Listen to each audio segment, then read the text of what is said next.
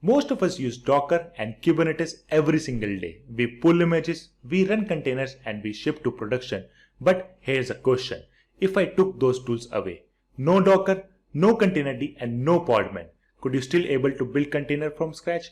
In DevOps, there is a clear line between people who use tool and engineers who understand system. Because when production system break or kernel level vulnerability hits, Docker run is not solution, but understanding Linux kernel is. Welcome to the series Kernel Primitives for Container. In this 12-part deep dive, we strip away every abstraction. We will break down namespaces, how Linux isolates processes, networks, and file system. We will control resources using cgroups like CPU, memory, and limits manually. We will dissect OverlayFS and rebuild image layers using nothing but tar and mount. We will build our own container runtime. By the end of this series, you won't just run containers. You will see exactly how a simple Linux process can be isolated to behave like an entire system. Processes, networks, file system, all separated using nothing but a Linux kernel. No black boxes, no magic, just pure Linux engineering. This is where we start building foundation. We will understand what a container really is and how it differs from virtual machine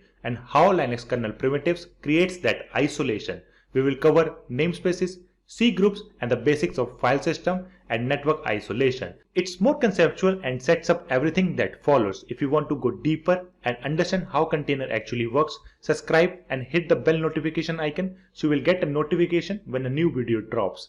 Thanks for watching. I will see you in the next one.